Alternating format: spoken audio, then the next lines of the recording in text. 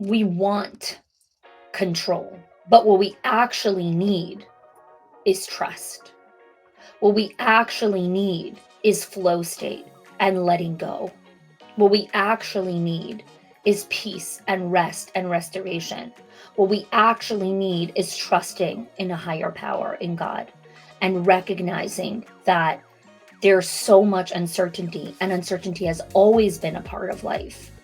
And risk is an inherent part of so many things that you're going to go after, and trusting that process. Welcome to the Schools of Excellence podcast, a place for insightful conversations about building sustainable schools of excellence. Join me each week as we explore the importance of leading with your values, creating impact, and leaving a lasting legacy.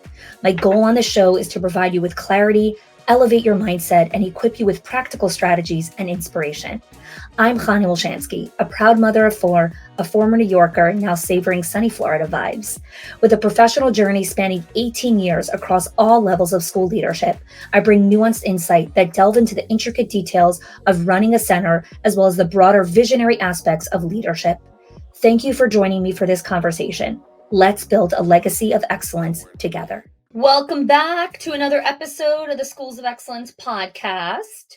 This is part 4 in our five-part series of the paradoxes of school leadership. So the last couple of episodes the first episode I did an introduction to what the paradoxes of school leadership are, why we need to understand what these paradoxes are and how they really impact our leadership and our decision making. And then I really started to explain and uncover each of those paradoxes. So we spoke about the paradox of choice. We spoke about the paradox of success. And today we're going to be talking about the paradox of control. So the paradox of control refers to our desire to exert control over many different aspects of our lives, and also the recognition that certain things are beyond our control. It really highlights the tension for our need for autonomy and the inherent uncertainty and unpredictability that exists in our life. Right? This concept of the paradox of control really emphasizes that while we can influence and direct certain aspects of our existence, there are so many factors that we cannot control. Now, I want to do something kind of a little bit differently here with this episode, specifically because I know, just even for myself, that control is really hard. We like to control things that are happening around us. We want to feel a semblance of control. It kind of sometimes feels like we have a little bit more of a sense of safety. And if you are not driving right now, if you are, cooking or cleaning or whatever else you're doing, as long as you're not, operating a vehicle, I want you to put your hand on your heart, and I want you to really take a moment and breathe into what it feels like to reckon with the fact that there are so many factors beyond your control.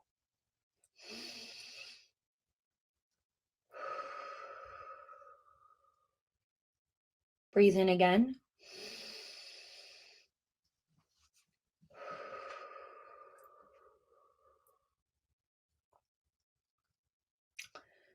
I want you to draw attention to where you are feeling tightness inside of your body when you think about, oh, I can't control that. So even if you might be visualizing right now a particular decision that you're trying to make, or a particular thing that's happening in your life, whether that's your personal life or the center, and you're recognizing that there are a lot of contributing factors that are not in your control. Where are you feeling it inside of you? Right? So going out of your head and down, dropping into your body, where are you feeling the tension? We want control, but what we actually need is trust. What we actually need is flow state and letting go. What we actually need is peace and rest and restoration. What we actually need is trusting in a higher power, in God, and recognizing that there's so much uncertainty, and uncertainty has always been a part of life. And risk is an inherent part of so many things that you're going to go after, and trusting that process. So I want you to come back here, like come back up from your body. And I want to share some specific examples of how the paradox of control really manifests itself inside of organizations. Number one is decision making and autonomy. The paradox of control really comes up when school leaders are really trying to strike this balance between exercising their authority inside of the center when it comes to policies, procedures, values, mission, organizational infrastructure, whatever it is, and at the same time allowing teachers to have input and autonomy in the decision making process that directly impacts their classrooms. So leaders are really consistently striking this balance between exerting authority of who's making the rules and what the mission is and what the vision is and where the direction of the company is going and what the goals are and what are we tracking and what are the metrics and what's our profit margin and all of these different factors, and also bringing in autonomy for teachers to also be a part of a big part of the decision making process that impacts their classrooms. So this can again sometimes feel paradoxical in nature, where how much input do you have when it comes to certain things that are happening in the classroom versus how much collaboration do you create with your staff? And again, there's no perfect recipe. If you're waiting for the perfect recipe or the perfect percentage, it doesn't exist. That's not what this conversation is about. Where else do we see the paradox of control show up? In classroom observations and feedback. So the leader is coming in to conduct classroom observations and wants to provide constructive feedback while also respecting a teacher's individual teaching styles and their own approaches to leading a particular classroom. So inside our director's inner circle, we have a whole framework called the classroom observation framework. And we walk you guys through the 6 performance keys, which are the 6 key pillars that all teachers need to be doing in order to be a teacher of excellence. And then we walk you through the framework of how to observe each of those keys, how to come into the classroom with intention, how to know what you're looking for, the right questions that you're supposed to be asking, how to follow up and have that conversation with the teacher after, how to set measurable targets, how to give the teacher very tangible, digestible strategies that they could take action on, how to close the feedback loop to make sure they're implementing it, and how to follow through and set new targets, right? It's a whole cycle. And so we have that entire framework inside of our Director's Inner Circle. If you're interested, you could click the link in the show notes. There's more information there. And so going back to the paradox of control, is the paradox lies in the leader comes in and wants to give feedback on a particular thing that they're seeing in the classroom. Maybe it's a circle time. Maybe it's a particular way that the teacher set up a learning invitation or provocation to play. Maybe they were observing outside in the class in the playground and they noticed that there was a safety issue that they deemed as a safety issue. And at the same time, they also want to respect a individual teachers teaching style and how they want to approach specific things. And so again, going back to the paradox of control, where do you exert control? Where do you exert influence? Where do you exert authority? It's not even like striking this balance. There's certain things that when you do that, it contradicts with that. When you do this particular thing, it feels like paradoxical in nature to the other thing. So again, this is where the paradoxes show up. Let's go a step further. Trust and communication. So here the paradox lies in maintaining a level of authority and leadership while also fostering an environment where teachers feel comfortable to express their thoughts and concerns, right? So we want our staff to be able to come forward and share, here's what I'm experiencing, here's something that I would need from you, here's where I'm struggling, here's where I need this. And at the same time, right, we don't want it to feel like a zoo. We want there to be a level of professionalism and leadership and, a certain semblance of law and order. And it can sometimes feel paradoxical in nature. Like, one second, I'm, establishing authority and credibility here. And at the same time, I'm opening myself up and being vulnerable. And I want people to share what they need from me or what experiences they're having. And I don't want to be standoffish. I really want people to come in and collaborate. Again, it can feel paradoxical in nature because it's like, well, if I do this, then how do I get this? And if I open myself up too much, what happens on the other side of that? all of these questions, right? And the point of asking these questions is not to seek answers immediately. The point of asking these questions is to understand how to bring this into your level of awareness and consciousness. That is the point of asking certain questions. It's not about, can I find the answer, right? Again, it's paradoxical in nature. It doesn't always have an answer, like I said in the first episode of the series. Sometimes you're asking a question to actually just spark the person, be like, oh wow, never thought of it that way, never realized it that way. So I had a owner that I was working with who was preparing for a difficult conversation with her team. She was telling them that she was going to be selling a particular location.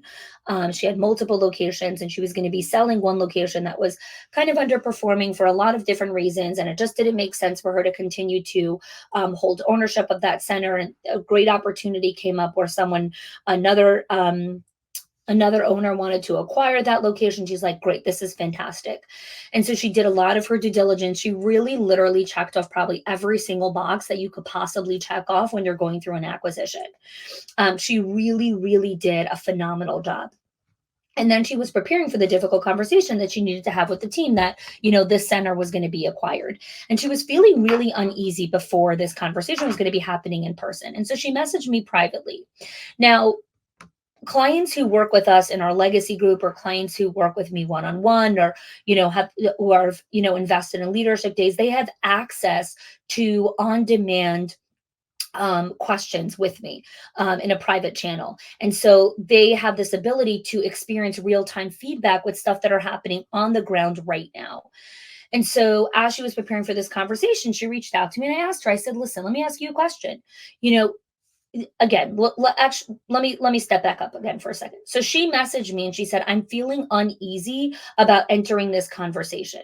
Now, if I was just a regular, I don't know, coach or advisor or whatever it is, the first thing I would probably do is like give advice, right? Which is like, oh, you're feeling uneasy. Okay, go take a walk, go drink some water, go take a break, go do some meditation, shake out your body, whatever it is. That's not what I do, because she's not coming to me to get advice on how to shake off nerves. Here's what she could do if she wanted advice on how to shake off nerves. You go to this great engine, it's called Google, and you write, how do I shake off nerves? And it will give you 1,000 ideas of how to do that. She didn't ping me for me to give her ideas on how to shake off nerves. It is so important to understand this in the paradox of control. I'm pausing here in my story, that people come and ask you questions. And we're going to talk about this in the paradox of support, which I'm going to talk about next week. And you think that people are coming to you with one particular thing. When you answer with advice, it is you trying to control the narrative and the conversation. Don't do it. Ask questions. That requires uncertainty because I don't know what she's going to answer. And that requires high levels of self trust, experience, and training to be able to ask questions instead of giving advice. Okay, so let's go back to the story. So she messaged me and she says, Khani, I'm really uneasy about entering this conversation. And so I asked her a question. I said, is there a belief that you have right now that because you checked off everything box, because you did everything that you were supposed to, somehow you can control the narrative and you feel like, well, my team should really handle this well because I did everything I was supposed to do? And she said, yes, that is my belief. I do want them to handle this well. I have done everything, I possibly could. I said, okay, great. Now that that's out in the open, right? Now that we're aware that you are entering this conversation from a place of expectation, that however you present this to them, they should handle it a certain way. And that certain way is the way that you want them to handle this, news and this conversation. So now let's sit in the discomfort in the fact that you cannot control how they are going to respond to the news of the acquisition. You have zero control over that. You had control over, did you do the checklist? Did you do this? Did you do due diligence? Did you go do observation? Whatever, all the stuff that you had to do, right? That you had control over of whether or not that you did it. And so as much as you would like to influence this factor as well, you can't. So we have to trust that we've done our due diligence. We've done everything we're supposed to. We are showing up with our own integrity, our own values, that we have done what we need to do. And now we're going to enter the conversation with empathy, with kindness, with respect, and with space for whatever emotion the person is going to experience on the other side that you don't have control over. I'm going to tell you another story because I think these stories really help us see how much control is infiltrating our decision making. So there was another client that I helped map out a really big project that they had going on. They were preparing for a huge community event that they were hosting. And not only were all the parents coming, they also had the mayor coming, and it was a really, really big deal. It was, they're a school that has been around for a while, but they're kind of getting their footing now and really building kind of this brand equity in the marketplace. And they're really excited about this. And the mayor was coming, and so, they, planned for this for months, and I had helped them with the project and the mapping and, all the stuff associated with it and the mindset work and everything. And so she was preparing for the post-mortem. And for those of you that don't know, a post-mortem is really this meeting where all the stakeholders that are part of an event or a decision or whatever it was come together after the event to reflect on what worked, what didn't work, what were the mistakes, what can we learn from it, what do we want to do better next time. It's called a post-mortem. And so what I love about the Schools of Excellence community that we've created is that, you know, people come to ask us questions before they enter certain conversations, right? They come, and she knows how to run a postmortem. She didn't come with like, how do I run the postmortem? She knows what questions to ask. She knows how to lead a conversation. She was coming to me and asked me, what questions do I need to ask myself before I enter this conversation, right? What am I maybe not aware of? So I said, okay, let's walk through this. When you enter the postmortem, you're sitting with your team and you're saying, what went well, what went wrong, what can we improve next time? And she said, yeah. I said, okay, great. And then what happens after that? She's like, well, we look at, the mistakes and what, where did the mistakes go wrong and whatever it is. And I said, okay, now I want you to sit with the fact that next time you run the event, you're going to make new mistakes. And then she's like, what? What do you mean I'm going to make new mistakes? And I said, well, because of your beautiful humanity, you are going to make mistakes again the next time you run this event.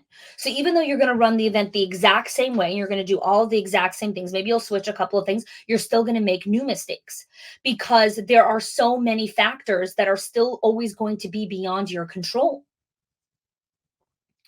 So the question I want you to think about is, when I'm doing this postmortem with my team, how do I cultivate resilience and humanity in the team, that we need to recover from the mistakes that we made, but also we need to recognize we're still going to make mistakes next time?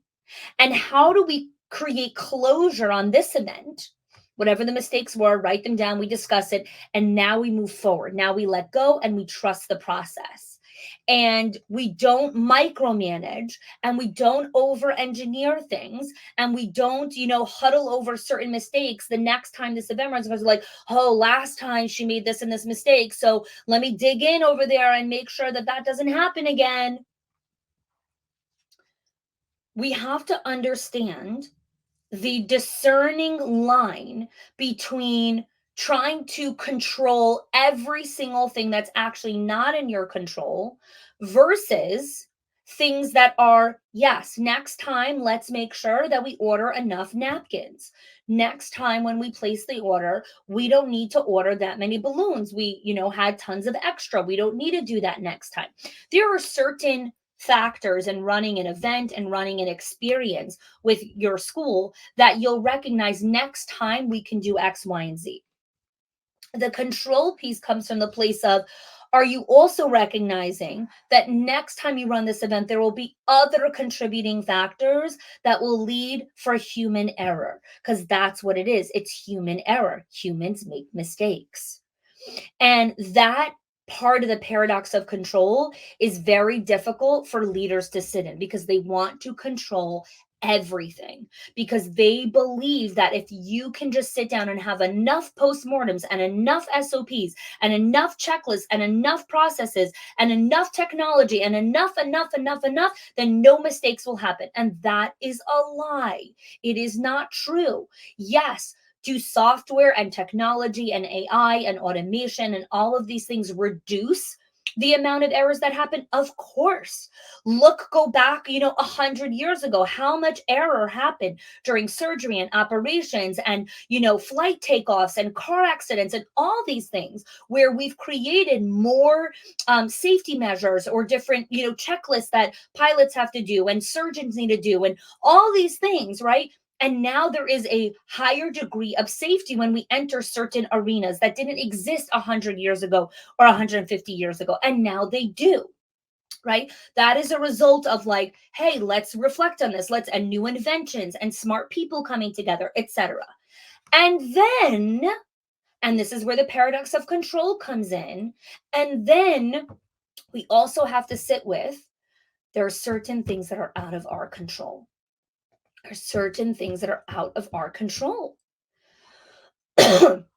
So, how do we really go about managing this paradox of control? How do we learn to sit with it better? How do we learn to lean into it? How do we embrace it better and stop trying to, all pun intended, control it? So, we have to understand the difference between control and influence. The difference between what you can directly control and what you can influence indirectly. So while you may not have complete control over a situation, there are certain situations that you can exert influence through your actions, your choices, your attitudes. Influence is very different than control, very different. And so, really thinking about where do I want to bring my influence into these moments or into these conversations or into these meetings? Another thing to look at when you're looking at managing the paradox of control is really creating a culture of contribution. So, we did a series a while back on the 5 stages to build a culture of retention. And the fourth phase to build a culture of retention is designing a culture of contribution. If you haven't listened to that episode, we'll link that in the show notes here. And so, creating a culture of contribution is teachers contributing, which gives them a sense of control and feeling like they could be part of the bigger picture of what's happening. When teachers contribute and are part of what's happening in the organization, there's a very different buy in and feeling that comes from staff. Because again, control is not all bad. We want people to have agency and feel like they have a certain control over their destiny and what they get to do, their choices, their actions, their influence, their attitudes, their mindset. And so balancing that paradox is how can we create more of a culture of contribution where teachers can contribute to give them more of a sense of they are also part of the creation and the co-creation of this environment. The last thing to really look at when you're looking at managing the paradox of control is focusing on self control. So while you may not control external circumstances, you have the ability to control your own thoughts, your own emotions, your own actions. You get to cultivate self control and emotional regulation to navigate the challenging situations that are beyond your control, right? That are beyond your control. And again, we have multiple episodes on distress tolerance, on resilience, on navigating emotional regulation. We'll link those here in the show notes as well. And so, the final piece to really think about when we're looking at the paradox of control and how to sit with it and navigate with it a little bit better is really asking ourselves, do I have control in this moment over how I'm going to view this situation? Do I have control in this moment about so I'll leave you with these final questions because I find, again, that Good questions really allow you to start to do your own reflection, right? So the podcast is this great starting point for you to actually recognize, oh my God, this is so interesting. Never thought of this before. Never looked at that perspective before. That's the point of the podcast. And then I want to invite you to do your own thinking, right? Where you get quiet with yourself, where you're not hearing my voice, but you're hearing your own voice. You're hearing what you have to think about this. So I'm going to share with you some questions. And again, if you're driving, go back and re-listen to this where you could take notes or, pause the episode or whatever it is so you could take some time to reflect on these questions. So, one, how can I strike a balance between providing clear direction and allowing for autonomy and innovation and creativity within the school? So, you're really asking, how am I striking this balance between providing the clear direction and allowing for autonomy, but also allowing for innovation and creativity? How can I empower my staff to take ownership of their work and decisions while maintaining necessary organizational structure? How can I involve other stakeholders in the decision making process without compromising efficacy and the vision of the leadership that we have in this school? How can I provide guidance and support for growth while avoiding micromanagement that hinders professional development and creativity? How can I build a culture of trust and accountability that allows for autonomy while ensuring that responsibilities are fulfilled and commitments are met? How can I cultivate adaptability and flexibility in our processes without losing the very necessary structure for effective operations? And lastly, how can I encourage a culture of continuous learning where mistakes are seen as opportunities for growth without losing sight of the desired outcomes? Good questions will change the quality of your life, will change the quality of your center, will change the quality of your leadership. This is why people work with us inside of our Owners HQ program, our Directors Inner Circle. This is why people hire myself to come and do leadership days inside of their organizations. This is why people book for one-on-one work. When we're coming inside of the organization, we're working with the leaders one-on-one. Again, when you are playing at a high level game, you're not looking for more ideas and more strategies and more tactics. You're looking for a higher level conscious conversation. You are looking for someone who can ask you questions that you don't even realize that you need to be asking. And that is where the breakthrough happens. So I hope that these questions kind of started to get you to think about things from a different perspective. Thanks so much for joining us for this episode. We have one more episode in this series. So stay tuned for that, and thanks for joining us. If you are loving the Schools of Excellence podcast and have gotten any value out of it for your school and for yourself, I would love if you can do two things for me. One, subscribe to the show so you never miss an episode. And two, can you please leave us a review? Reviews help other school leaders know that this is the podcast to learn about building a school of excellence. And I'd be so grateful if you can do that for us. Your help and support make this show be able to listen to by thousands of other school leaders around the globe. Thanks so much for listening and giving us your time and attention each week.